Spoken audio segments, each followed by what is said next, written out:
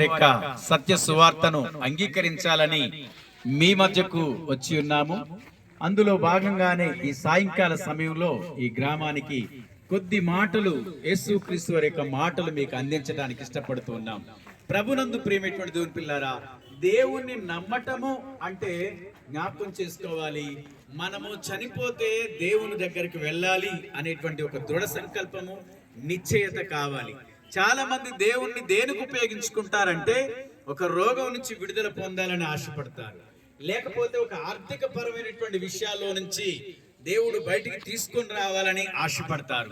కానీ ఈ లోకంలో ఎన్ని రకాల మేళ్ళు పొందినప్పటికీ మనకి ఒకదాని వెనకాల ఒకటి ఏదో ఒకటి వస్తూనే ఉంటుంది.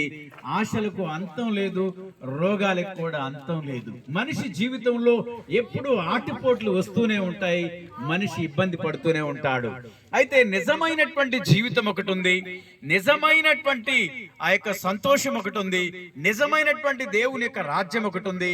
అందులో మనం ప్రవేశించాలి అంటే యేసు ప్రభు మాట్లాడుతున్నాడు, నేనే మార్గమును, నేనే సత్యమును, నేనే జీవమును అంటున్నాడు. నిజంగా ఒక వ్యక్తి దేవుని యొక్క రాజ్యానికి వెళ్ళాలి అంటే బైబిల్ గ్రంథములో యేసు ప్రభు ఇచ్చినటువంటి సూచన ఏంటంటే, నా యందు విశ్వాసం ఉంచండి. నా యందు విశ్వాసం ఉంచితే నేను ఈ లోకంలో మీరు చనిపోయినప్పటికీ, ఈ లోకంలో మృతి పొందినప్పటికీ నేను నా రాజ్యానికి తీసుకొని పోతాను.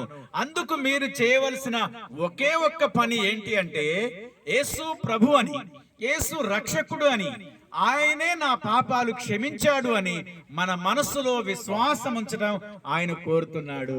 అయితే మనము పాపులమని గ్రహించాలి అని ఆయన మాట్లాడుతున్నాడు.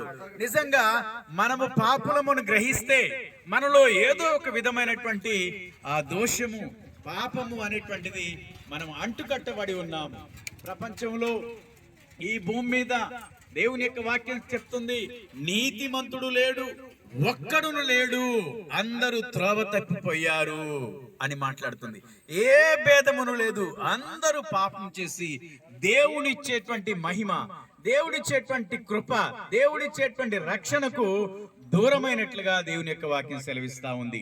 మరి నీకు సమీపంగా ఉన్నటువంటి దేవుడు, అంతస్తును పక్కన పెట్టినటువంటి దేవుడు, పేరు ప్రఖ్యాతుల్ని, తన గొప్పతనాన్ని, శక్తిని అంతటినీ పక్కన పెట్టినటువంటి దేవుడు నీకోసం, నా కోసం పరలోకం విడిచి ఈ భూమి మీదకి రావడం ఒక గొప్ప అద్భుతమైనటువంటి విషయంగా మనం భావించాలి. కాబట్టి ఆ యొక్క ప్రభువు తన దైవత్వాన్ని పక్కన పెట్టేశాడు, తన పరలోక సింహాసనాన్ని పక్కన పెట్టేశాడు. భూమి మీద మనుషులు, ఆ మనుషుల్లో మనిషిగా కలవడానికి ఒక మనిషిగా ఈ భూమి మీదకి వచ్చి మన యొక్క వ్యాధిని, మన యొక్క బాధను, మన యొక్క వ్యసనాలను, మన యొక్క పాపాలను ఇవన్నీ కూడా తన మీద వేసుకొని మనం పరిశుద్ధులంగా, పవిత్రులుగా ఉండటానికి ఆయన ఒక మంచి పిలుపునిచ్చాడు. కాబట్టి ఆ పిలుపును మనం జ్ఞాపకం చేసుకొని ఆయన అంటున్నాడు, ప్రయాసపడి భారం మోసుకొనుచున్న సమస్త జనులారా నా దగ్గరకు రండి. ఏ యొక్క ప్రయాసతో మీరున్నారో, ఏ ఇబ్బందిలో మీరున్నారో, ఏ సమస్యతో సతమతమవుతున్నారో నా యందు విశ్వాసం ఉంచండి, మిమ్మల్ని సంపూర్ణులుగా చేస్తానని ప్రభు ఈ రాత్రి మీకు వాగ్దానం చేస్తున్నాడు. నిజంగా యేసు ప్రభు అంటే ఆయన యొక్క మతం కాదు, యేసు ప్రభు అంటే ఆయన యొక్క మార్గం అనేటువంటి విషయాన్ని జ్ఞాపకం చేసుకోవాలి.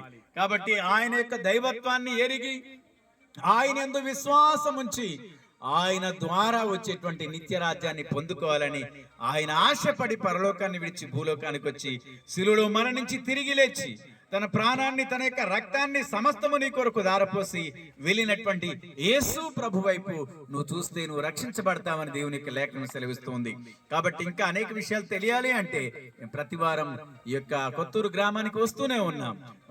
మా యొక్క మరి ఆ ప్రార్థన అవసరాలు కానీ, దేవుని గురించిన విషయాలు కానీ తెలుసుకోవాలంటే మనం కాంటాక్ట్ చేయండి. యేసునందు విశ్వాసం ఉంచి రక్షణ పొందాలని కోరుకుంటూ ఈ యొక్క మాటలు ముగిస్తూ ఉన్నాము. May God bless you. దేవుడు మిమ్మల్ని దీవించును గాక. ఆమేన్.